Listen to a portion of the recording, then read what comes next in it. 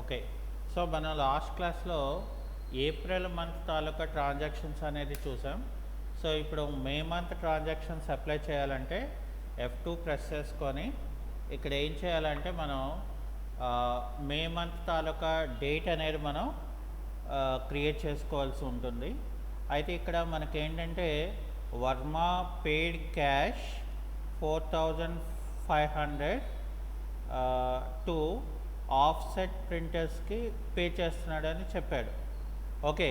So pay చేస్తున్నాడు అంటే అది కంప్లీట్గా మనకి ఏ వోచర్ అవుతుంది, పేమెంట్ వోచర్ అవుతుంది. అంటే సో ఇక్కడ మనకి ఫస్ట్ బై అనేది వస్తుంది. బై వచ్చినప్పుడు ఏం చేయాలంటే సుఖం ఆఫ్సెట్ ప్రింటర్స్ SUK ఆల్రెడీ మనం క్రియేట్ చేసాం కాబట్టి ఎంత పే చేస్తున్నాం క్యాష్ రూపంలో 4500 అనేది ఇచ్చేసి ఇక్కడ క్యాష్ రూపంలో మనం పే చేసేస్తున్నాం అన్నమాట. ఓకే. సో అది అయిపోయిన తర్వాత mister Varma paid cash 2500 Mohan paper house. అంటే ఇక్కడ కూడా మనం ఏం చేస్తున్నాము, మోహన్ పేపర్ హౌస్కి పేమెంట్ చేస్తున్నాం. సో ఇక్కడ మోహన్ పేపర్ హౌస్ అనేది మనం తీసుకొని ఇక్కడ ఏం చేయాలి, మనం 2500. ఎందుకంటే లాస్ట్ మంత్లో మనం ఏం చేసాము, క్రెడిట్ తీసుకున్నాం. సో ఇప్పుడు ఏం చేస్తున్నామంటే అమౌంట్ అనేది పే చేసేస్తున్నాం అన్నమాట క్యాష్ రూపంలో. ఓకే. సో అది అయిపోయిన తర్వాత Varma issue a cheque of 3000 towards rent of April month. అంటే మనం లాస్ట్ మంత్ ఏం చేసాము, ఒక 50,000 పెట్టి మనం అడ్వాన్స్ ఇచ్చాం లోన్, అంటే రెంట్కి కదా. సో ఇప్పుడు ఏం చేయాలి, మనం మంత్ అయిపోయిన అంటే ఏప్రిల్ అయిపోయిన మే వచ్చిందంటే ఏప్రిల్ మంత్ రెంట్ మనం పే చేయాలి. కాబట్టి ఇది కూడా మనకేమవుతుంది, పేమెంట్ వచ్చే అవుతుంది. కాబట్టి సో కంపల్సరీగా ఇక్కడ ఏం చేయాలి, మనం రెంట్ ఎక్స్పెన్సెస్ అని చెప్పేసి అండర్ ఏమవుతుంది మనకి ఇక్కడ ఇండైరెక్ట్ ఎక్స్పెండిచర్ అని మనం తీసుకోవాల్సి ఉంటుంది. ఓకే. సో ఇక్కడ రెంట్ ఏమో మనం చెక్ ద్వారా పే చేస్తున్నాం. సో కాబట్టి ఇక్కడ ఏం చేయాలి, మనం 3000 అని చెప్పిన తర్వాత ఇక్కడ స్టేట్ బ్యాంక్ ఆఫ్ ఇండియా అనేది ఇచ్చాం కాబట్టి సో త్రూ చెక్ ద్వారా మనం అమౌంట్ని పే చేస్తున్నాం అన్నమాట. అర్థమైందా? సో అది అయిపోయిన తర్వాత Varma issue a cheque of 1500 towards electricity charges అన్నాడు. అంటే ఎలక్ట్రిసిటీ ఛార్జెస్ కూడా పే చేస్తున్నాడు.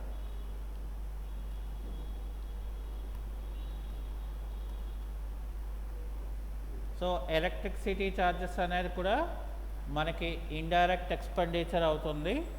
సో ఎలక్ట్రిసిటీ ఛార్జెస్ అనేది ఎంత ఇచ్చాడు మనకి, 1500. ఇది కూడా చెక్ ద్వారా పే చేస్తున్నాడు అని చెప్పాడు కాబట్టి so state bank of India అనేది మనం కంపల్సరీగా ఇవ్వాల్సి ఉంటుంది.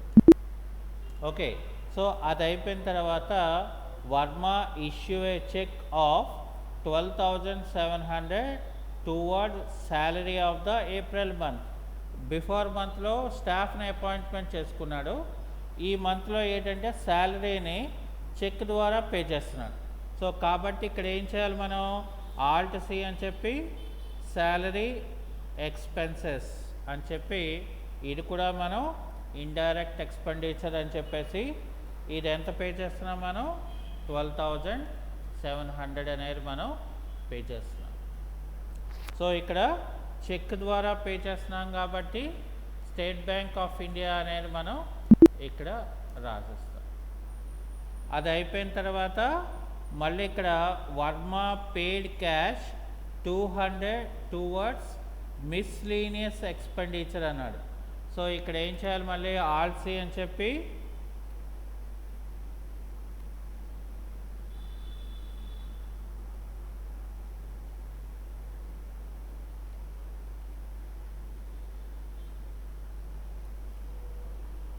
మిస్లీనియస్ ఎక్స్పెన్సెస్ అని మనం ఇచ్చేసి, ఇది కూడా మనకి it will come under indirect expenditure.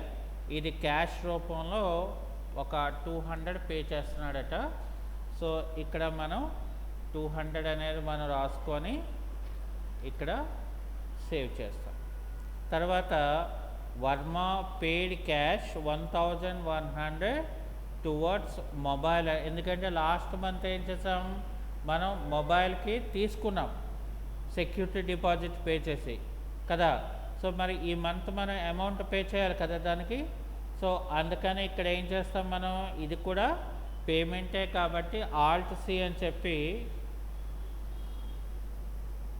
Telephone expenses అని చెప్పి ఇక్కడ ఏం చేయాలి మనం, టెలిఫోన్ ఎక్స్పెన్సెస్ ఏమో 1100 అనేది మనం ఇక్కడ ఎలాగిస్తున్నాము, క్యాష్ రూపంలో ఇస్తున్నాం. సో ఇక్కడ ఏం చేస్తామంటే మనం క్యాష్ రూపంలో ట్రాన్సాక్షన్స్ అనేది రాసుకోవాలి. అది అయిపోయిన తర్వాత మళ్ళీ మనకి ఇక్కడ ఏం చెప్పాడు, Varma received a cheque of 30,000 in advance from gold star service నుండి వస్తుందట అడ్వాన్స్డ్గా. అంటే ఇక్కడ ఏం చేస్తున్నాం మనం, రిసీవ్ చేసుకుంటున్నాం. ఓకే, రిసీవ్ చేసుకుంటున్నాం అంటే ఎవరవుతారు మనకి, అతను కస్టమర్ అవుతాడు. అంటే రిసీవ్డ్ అడ్వాన్స్ ఫ్రమ్ కస్టమర్ అని అర్థం అనమాట. సో అందుకని ఇక్కడ మనం కస్టమర్ అంటే అడ్వాన్స్డ్గా మనకి అమౌంట్ అనేది వస్తుంది కాబట్టి ఇక్కడ కస్టమర్ తాలూకా నేమ్ మనం రాయలేదు. సో ఇక్కడ ఏం చేసాం మనం, క్యాష్ రిసీవ్ చేసుకుంటున్నాం కదా. సో క్యాష్ రిసీవ్ చేసుకుంటున్నామంటే కంపల్సరీగా మనం రిసీప్ట్ వోచర్లో మనం ఏంటి రాయాలి, ఇక్కడ అడ్వాన్స్డ్ రిసీవ్ ఫ్రమ్ కస్టమర్ అని చెప్పి మనం ఇక్కడ 30,000 ఇవ్వాలి. సో ఇక్కడ ఎలాగివ్వాలి మనం, చెక్ రూపంలో, అంటే రిసీవ్డ్ ఏ చెక్ అన్నాడు కదా. అంటే ఇక్కడ ఏం చేయాలి మనం, స్టేట్ బ్యాంక్ ఆఫ్ ఇండియా అనేది మనం ఇక్కడ తీసుకోవాలి. అది అయిపోయింది కదా. అది అయిపోయిన తర్వాత నెక్స్ట్ వర్మ పేడ్ క్యాష్ 450 టువర్డ్స్ కన్వయన్స్ ఎక్స్పెన్సెస్. సో మనం పే చేస్తున్నాము అంటే కంపల్సరీగా మనం ఏం చేయాలి, పేమెంట్ వచ్చే మనం తీసుకోవాలి. సో ఇక్కడ ఏం చేయాలంటే ఆల్ట్ సి అని చెప్పి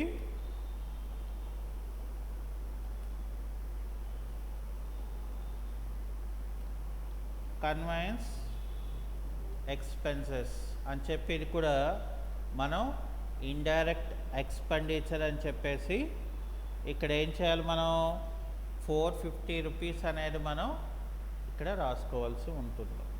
ఎలాగా, క్యాష్ రూపంలో కాబట్టి ఇక్కడ అది అయిపోయింది. ఇంకా mister Varma provides a consultancy service to sun info systems. ఎంత, 15,000 రూపీస్ అన్నాడు. సో కాబట్టి ఇక్కడ మనం ఏం చేస్తున్నాము, వర్మ ప్రొవైడెడ్ ఏ కన్సల్టెన్సీ సర్వీస్ ఎవరికి, సన్ ఇన్ఫో సిస్టమ్స్కి. అంటే మనం కస్టమర్కి ఒక సర్వీస్ అనేది మనం ప్రొవైడ్ చేస్తున్నాం కాబట్టి సో ఇక్కడ ఏం చేయాలి మనం, ఇక్కడ ఇందులో ఏంటంటే ఇది ఆన్ క్రెడిట్కి చేస్తున్నాం.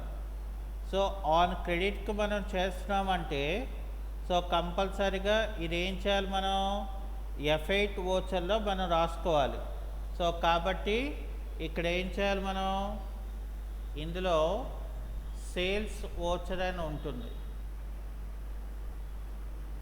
సో ఇక్కడ F8లోకి వచ్చి ఏం చేయాలి, కంట్రోల్ H చేసి యాజ్ ఏ వోచర్లో మనం మార్చుకొని ఇక్కడ ఏం చేయాలి, ముందు మనం ఇక్కడ కన్సల్టెన్సీ సర్వీస్ ఇక్కడ ఏం చేయాలి మనం, ఫస్ట్ మనం కన్సల్టెన్సీ సర్వీస్ అని ఇవ్వాలి, అర్థమవుతుందా?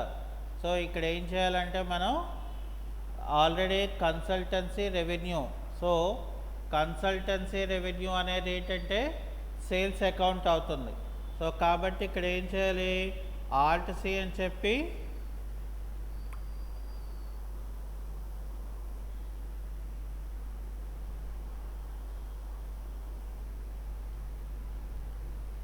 Consultancy revenue. సో ఇది అండర్ సేల్స్ అకౌంట్. ఎందుకంటే మనం ఏం చేస్తున్నాము, ఒక సర్వీస్ని సన్ ఇన్ఫో సిస్టమ్స్కి ప్రొవైడ్ చేస్తున్నాం. అంటే ఏం చేసాం, మనం సేల్ చేసాం అన్నమాట, అర్థమైందా? సో అందుకని ఇక్కడ మనం ఏం చేస్తాం, ఫస్ట్ ఇక్కడ ఆల్ట్ సి అని చెప్పి sun info systems, sun info, ఇతను ఏమవుతారు మనకి, సన్రీ డెటార్ అవుతారు, సన్రీ డెటార్. సో డెటార్ కాబట్టి ఈ డీటెయిల్స్ అనేది అంతా ఉంటుంది. సో మనం ఎంత, 15,000 రూపీస్. సో 15,000 అని చెప్పి ఇక్కడ ఏం చేయాలి మనం, to consultancy service, sorry consultancy revenue అని మనం ఇవ్వాలి. ఓకే, సో అది అయిపోయిన తర్వాత Varma received cash 25,000 for consultancy revenue బ్రాకెట్లో క్యాష్ సేల్స్. అంటే ఎందుకని, రిసీవ్ చేసుకుంటున్నాడు కదా. సో రిసీవ్ చేసుకుంటున్నాడు కాబట్టి ఇది ఏ వోచర్ అవుతుంది మనకి, రిసిప్ట్ వోచర్ అవుతుంది, అంటే F6. సో F6లో మనం క్యాష్ని కదా రిసీవ్ చేసుకుంటున్నాము, అంటే ఏంటి, కన్సల్టెన్సీ రెవెన్యూ నుండి మనం ఏం చేస్తున్నాం, మనం ఒక 25,000 రూపీస్ని రిసీవ్ చేసుకుంటున్నాం. ఎలాగా, క్యాష్ రూపంలో మనం రిసీవ్ చేసుకుంటున్నాం.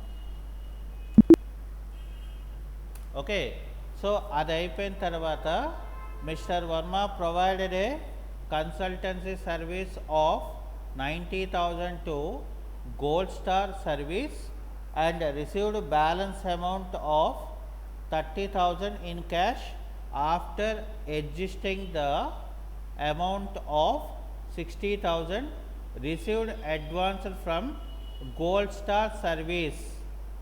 ఇక్కడ చూడండి, మనకి ప్రీవియస్ దాంట్లో ఏంటంటే మనం కన్సల్టెన్స్ అంటే ఇది గోల్డ్ స్టార్ నుండి అమౌంట్ వచ్చింది.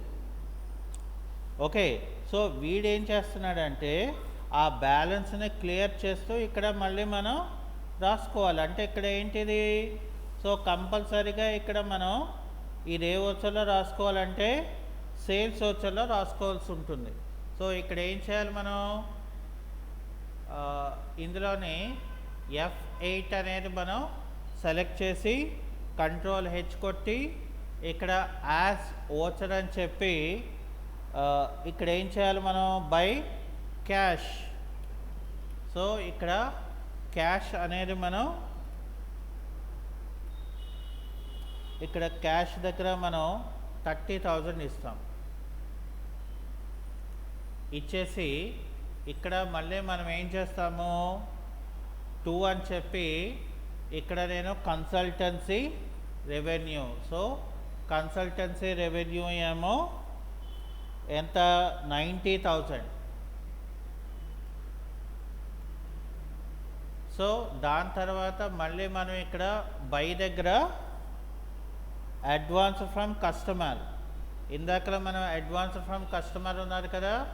సో ఇక్కడ అడ్వాన్స్ ఫ్రమ్ కస్టమర్ అనేది రిమైనింగ్ ఇక్కడ 60,000 అవుతుంది అన్నమాట. అర్థమైందండి, అంటే మనకి ఇక్కడ ట్రాన్సాక్షన్ బట్టి మనం ఏం చేయాలంటే ట్రీట్మెంట్ అనేది మనం ఎలా రాయాలి అనేది ప్రాక్టికల్గా మనం అకౌంట్స్ చేసినప్పుడు మాత్రమే మనకు తెలుస్తుంది. సో ఇక్కడ దీని తర్వాత లాస్ట్లో మనకి వర్మ విత్డ్రా 5,000 ఫ్రమ్ బ్యాంక్ అని ఏం చెప్పాడు, ఫర్ పర్సనల్ యూజ్ అన్నాడు.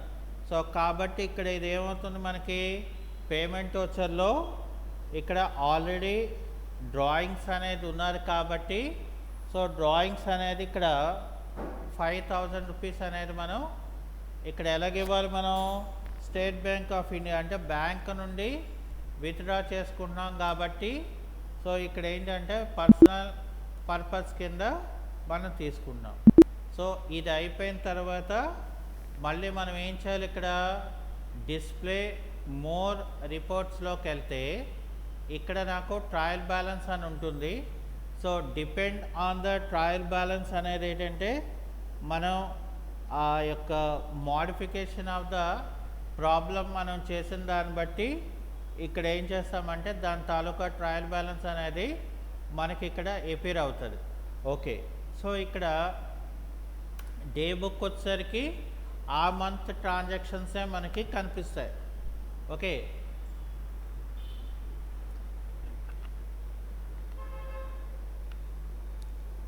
ఫర్ ఎగ్జాంపుల్ ఇక్కడ నాకు ఆల్ట్ F2 ప్రెస్ చేసుకున్నాం అనుకోండి, ఇక్కడ నేను ఏం చేస్తాను, ఇక్కడ 1st April 2020 టు ఇక్కడ ఏం చేయాలి మనం, మే కదా, సో 31st May 2020 అని ఇవ్వగానే మొత్తం 2 months తాలూకా ట్రాన్సాక్షన్స్, అంటే ఇక్కడ డేట్ అనేది అంత ఇంపార్టెంట్ పార్ట్ అవుతుంది అనమాట.